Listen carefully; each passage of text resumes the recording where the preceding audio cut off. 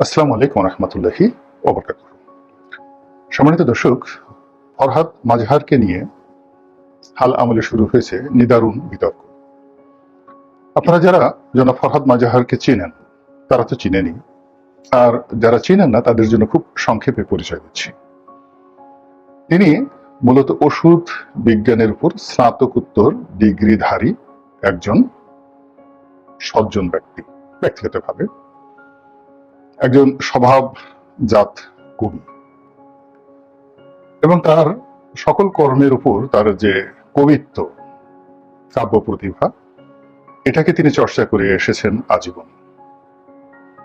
তার কবিতায় মানবতা থাকে এবং তার চরিত্রের অন্যতম বৈশিষ্ট্য হল স্বাধীন চিন্তা, বিকল্প চিন্তা, চিন্তার ভেতরের চিন্তা, দার্শনিকতা, নান্দনিকতা এবং একই সঙ্গে বিদ্রোহ। শুধু বিদ্রোহ নয়, বিদ্রোহের সঙ্গে দ্রোহ। আপনারা যারা দ্রোহ কাকে বলে এবং বিদ্রোহ কাকে বলে জানেন, তারা তো জানেনই। আর দ্রোহ এবং বিদ্রোহের মধ্যে অনেকগুলো মৌলিক পার্থক্য রয়েছে। তো দ্রোহ যেটা, সেটা হলো নিজের মধ্য থেকে জাগ্রত হয়।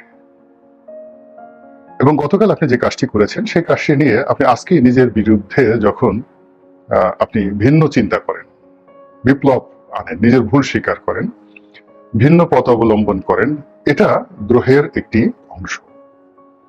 আর আপনার এই দ্রোহ যখন শরীর, মন, মস্তিষ্কের বাইরে গিয়ে সমাজের দ্বিতীয়, তৃতীয় বা পঞ্চম ব্যক্তির বিরুদ্ধে আপনি লড়াই অবতীর্ণ হন, সেটা হলো বিদ্রোহ। তো ওনার মধ্যে এই দুটো অসাধারণ গুণাবলী রয়েছে। আমাদের অনেকের মধ্যে দ্রোহ থাকে, বিদ্রোহ থাকে না। বিদ্রোহ থাকে তো দ্রোহ থাকে না। কবিত্ব থাকে কিন্তু বিদ্রোহ থাকে না। এরকম নানা রকম অসামঞ্জস্যতা থাকে। এরপর তিনি একজন খেটে খাওয়া মানুষ, পরিশ্রমী মানুষ, যথেষ্ট সচ্ছল। কারো কাছে ভিক্ষার হাত পাতার মতো অবস্থা তার কখনই ছিল না, এখনো নেই। স্পষ্টবাদী, পদ্য লিখাতে তার যেমন গতি রয়েছে, অর্থাৎ কবিতে লিখতে তিনি যেমন সিদ্ধহস্ত, তেমনি উপন্যাস ঠিক নয়, উপন্যাসের আঙিকে গল্পের মতন করে রাজনৈতিক বিষয়াদি নিবন্ধ আকারে তিনি বহুদিন ধরে দেশের মূল ধারার পত্রপত্রিকায় তিনি লিখে আসছেন। 80-এর দশকে যখন আমাদের হাতে খড়ি, লিখায় হাতে খড়ি, তখন আমরা অনেকেই ফরহাদ মাজহারকে অনুসরণ করতাম, তার এই দ্রোহকে এবং তার কাব্যময়তাকে। তার বিদ্রোহ মানে যেন তেন বিদ্রোহ নয়। তিনি কাউকে উদ্দেশ্য করে কোনো কিছু করলে তিনি টের পাবেন যে ফরহাদ মাজহার তার জন্য কিছু করছেন। এটি তার আগের থেকেই ছিল। দ্বিতীয়ত, তিনি ঠিক নিম্ন শ্রেণীর প্রাণীর মতো, যার তার সঙ্গে যেন তেন বিষয় নিয়ে কখনোই শব্দ করেননি, শব্দ করেননি। জাতীয় বিষয়াদি, আন্তর্জাতিক বিষয়াদি, মানবতার বিষয়াদি নিয়ে তিনি সবসময় সোচ্চার ছিলেন। এই কারণে যত ক্ষমতাধর লোকজন 80-র দশক থেকে এরশাদ সাহেব এসছেন, বেগম জিয়া এসছেন, শেখ হাসিনা এসেছেন, এখন আবার ডক্টর মোহাম্মদ ইউনূস এসেছেন, সকলের সঙ্গে তার দ্রোহ এবং বিদ্রোহের সম্পর্ক। তাকে অনেক মানুষ ভালোবাসে, কিন্তু এই ভালোবাসার বন্ধনকে একত্র রাখার জন্য যে ধরনের কূটকৌশল দরকার, চালাকি দরকার, তিনি সেটি কখনই করেননি। তার ফলে তার ভালোবাসা মানুষের সঙ্গে তেমন কোনো বন্ধন নেই। তার ভক্ত আছে, অনুরাগী আছে, যারা কখনো তার কাছে যান, যতদিন ভালো লাগে থাকেন, আবার এক সময় তাকে ছেড়ে চলে আসেন। কারা গেল, কারা এলো না, কারা থাকলো, এটি নিয়ে তার কখনোই মাথা ব্যথা আছে বলে আমি অন্তত ব্যক্তিগতভাবে তাকে কখনো সেই অবস্থায় দেখিনি। তো এই যে মিস্টার ফরহাদ মাজহার, তার স্ত্রী এখন বর্তমান সরকারের উপদেষ্টা ফরিদা আপা। সঙ্গত কারণে তাকে একজন সরকারের তাবেদার হিসেবে মনে করা উচিত, কিন্তু তিনি সেটা না করে তিনি তার স্ত্রী এই সরকারের সাথে সম্পৃক্ত থাকা সত্ত্বেও তিনি নির্লোভ, নির্মোহ অবস্থায় ডক্টর মোহাম্মদ ইউনূসের সমালোচনা করে চলছেন। এবং ডক্টর মোহাম্মদ ইউনূস কি মনে করলেন কি করলেন না, এটা নিয়ে তিনি কখনো মাথা ঘামান না। তিনি তার কথা তিনি বলেই যাচ্ছেন। তো সেটা নিয়ে আমার কোনো আলোচনা নয়। আলোচনা হলো আজকের যে বিষয়টি, সেটি হলো সেই নয়-দশ সন থেকেই আমি ব্যক্তিগতভাবে লক্ষ্য করছি জনাব ফরহাদ মাজহার ইসলামপন্থীদের নিকট খুবই আকর্ষণীয় একজন ব্যক্তিত্ব। অনেকে তাকে আধ্যাত্মিক গুরু বা নেতা মনে করেন। অনেকে জিজ্ঞেস করেছেন যে তিনি তো প্রকৃতপক্ষে একজন নাস্তিক, আদতে মানে আদিকালে। অনেকে আদতে শব্দটা বলতে বোঝায় আসলে, আসলে নয়, অরিজিনালি না, আদতে। আদতে মানে আদিকালে, অর্থাৎ আদিকালে একসময় তিনি নাস্তিক ছিলেন, এই কথা অনেকে বলেন। তো নাস্তিকের সঙ্গে আস্তিকের সম্পর্ক হয় কি করে? ইসলামপন্থীদের এরকম প্রশ্ন করা হলে অনেক ইসলামপন্থী বলেছেন যে কৌশলগত কারণে তারা এই মুহূর্তে যারা ফরহাদ মাজহারের কাছ থেকে যে সাপোর্ট পাচ্ছেন, এটি নেওয়া বৈধ, এটি নেওয়া জায়েজ। তো এনিওয়ে, ফরহাদ মাজহার নামাজ পড়েন কি পড়েন না, কোরআন শরীফ পড়েন কি পড়েন না, কিন্তু ধর্ম সম্পর্কে তার পাণ্ডিত্য অসাধারণ। এ ধর্ম কেবল ইসলাম ধর্ম নয়, পৃথিবীতে যে হাজার হাজার ধর্মমত রয়েছে, এটা কিভাবে সৃষ্টি হলো, কিভাবে বিলীন হলো, কিভাবে টিকে আছে, কিভাবে টিকে থাকবে, এই বিষয়গুলো নিয়ে অসাধারণ সব গবেষণা বাঙালিদের মধ্যে যারা করছেন, তাদের মধ্যে ফরহাদ মাজহার অন্যতম। তো তার সঙ্গে জামাতের, হেফাজতের নিদারুণ একটা সম্পর্ক এই 2009 থেকে গড়ে উঠেছে, এবং এটি নিয়ে যারা ঠিক নিজেদেরকে ধর্মনিরপেক্ষ লোক হিসেবে বর্ণনা করেন, তারা এটিকে ফরহাদ মাজহারের ভণ্ডামি হিসেবেই আখ্যা দেওয়ার চেষ্টা করেছেন। কিন্তু ওই যে যেটা বললাম যে ফরহাদ মাজহারের এই সমস্ত বিষয় নিয়ে কোনো মাথা ব্যথা কখনোই ছিল না। তিনি তার মতো কাজ করে গেছেন এবং নিজের দ্রোহ থেকে, ভিতরে যে দ্রোহ, সেই দ্রোহ থেকে তিনি বারবার নিজেকে শানিত করেছেন। আর যেখানে তার বিদ্রোহ করা দরকার, সেই বিদ্রোহ করার জন্য তার কাব্য প্রতিভা নিয়ে, তার নান্দনিকতা নিয়ে, তার শিক্ষা এবং তার দীক্ষা নিয়ে তিনি ঝাঁপিয়ে পড়েছেন, এবং সর্বশক্তি নিয়ে। এবং কর্মজীবনে তিনি একজন সাহসী, নির্লোভ মানুষ, এই হিসেবেই লোকজন তাকে জানে।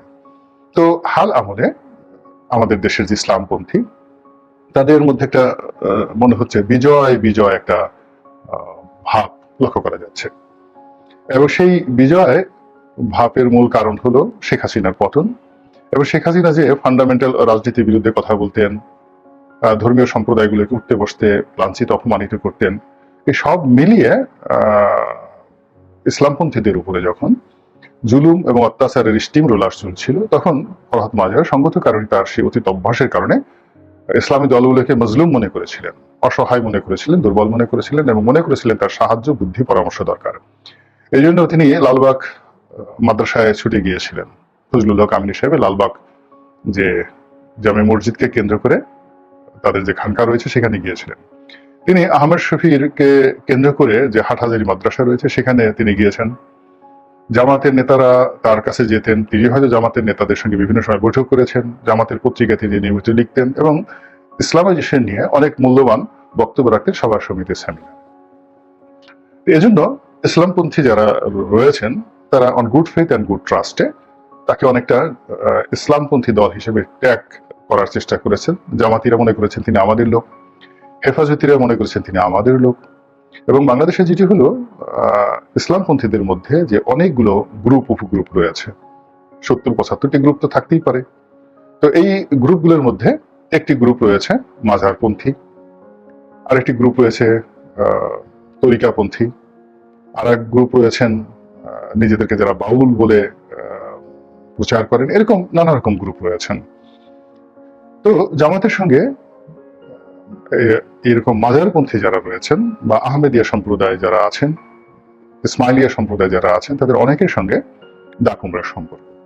তো যেহেতু এখন শেখ হাসিনার পতনের পরে জামাত সবচেয়ে সুবিধাজনক অবস্থানে আছেন, সারা বাংলাদেশে সেই জামাতের সমর্থক হোক, কিংবা জামাতের মদতে হোক, কিংবা মাজার বিরোধী আমজনতা হোক, হোয়াট এভার মেবি, আমি কাউকে ব্লেম করছি না, ব্যাপক হারে বিভিন্ন মাজারে যে আক্রমণ চলছে, এবং সেই আক্রমণের প্রেক্ষাপটে হৃদয় বিদারক কতগুলো দৃশ্য ফুটে উঠেছে। তা আমাদের দেশের বেশিরভাগ মানুষ আমরা দ্রোহ করতে পারি না, বিদ্রোহ করতে পারি না। কথা বলতে গেলে বারবার মনে করি মামা কি মনে করবেন, মামি কি মনে করবেন, এটা বলা ঠিক হবে তো ওটা বলা ঠিক হবে না। তো আমরা যখন সিদ্ধান্ত নিতে দ্বিধা দ্বন্দ্ব করছিলাম, ঠিক সেই সময়টিতে এই মাজারপন্থীদের পক্ষে যিনি বিদ্রোহ করেছেন, তিনি জনাব ফরহাদ মাজহার। আর তার এই বিদ্রোহ, তার এই ভাষা, তার এই বক্তব্য, ক্ষুরধার লেখনী, যুক্তি, এগুলোর সামনে দাঁড়ানোর মতো ইসলামপন্থীদের মধ্যে ওরকম কোনো বুদ্ধিজীবী নেই, এটা সম্ভব নয়। ফলে গালাগালি যে জিনিসটি হচ্ছে, বিভৎস কুৎসা যে জিনিসটি হচ্ছে, সেটি হলো দুর্বলের হাতিয়ার। এবং এই সকল দলের, ইসলামপন্থী দলগুলোর যারা তরুণ তুর্কি, যারা ইতিমধ্যে অনেক চমৎকার ভাষায় জনাব সেফায়েতুল্লাহ সেফুদাকে যারা অনুসরণ করেন, তার গালিকে অনুকরণ করার চেষ্টা করেন, কিংবা নিউ ইয়র্ক প্রবাসী সাংবাদিক আছেন ইলিয়াস হুসাইন, তার বক্তব্যের অশ্লীলতা, তারপরে তার বক্তব্যের মধ্যে যে যৌনতা থাকে এবং বিভিন্ন মানুষকে যৌন হয়রানির যে হুমকি ধামকি, বা যে কোনো মানুষকে ছোট করার জন্য তার একান্ত ব্যক্তিগত যৌন জীবন নিয়ে নানা রকম কল্পকাহিনী রচনা করার যে একটা প্রবৃত্তি সেই ভদ্রলোকের মধ্যে আমরা লক্ষ্য করেছি, এটি এখন অনেক তরুণদের একটা স্টাইলে পরিণত হয়েছে। যে কাউকে আপনি এখন বাংলাদেশে দেখবেন যে ছোট করতে চান, তো তাকে বলবেন তার চোট্টা, সে চোট্টা। যদি বলা হয় বাবা বলো তো চোট্টা কাকে বলে, বাংলা ভাষায় চোট্টার যে অর্থ, সেটা আমার বিশ্বাস 99.99% যারা গালাগালি দেন তারা বলতে পারবেন না হোয়াট ইজ কল্ড চোট্টা। তো চোর, চোট্টা, এই কথাগুলো আছে। কেউ বলবেন টাউট, কেউ বলবেন বাটপার। যদি বলা হয় বাবা বলো তো বাটপার কাকে বলে, তো এগুলো না বুঝেই তারা যত রকম অশ্লীল অশ্রাব্য গালাগাল আছে, যেগুলো শুনতে খুবই বিশ্রী লাগে, এবং যে গালিগুলো শুনলে তাদের মনে শান্তি লাগে, এবং যে গালিগুলো দিলে তাদের মনে শান্তির সৃষ্টি হয়, এরকম অশ্লীল এবং অশ্রাব্য গালাগালগুলো তারা জনাব ফরহাদ মাজহারকে দিয়ে যাচ্ছেন।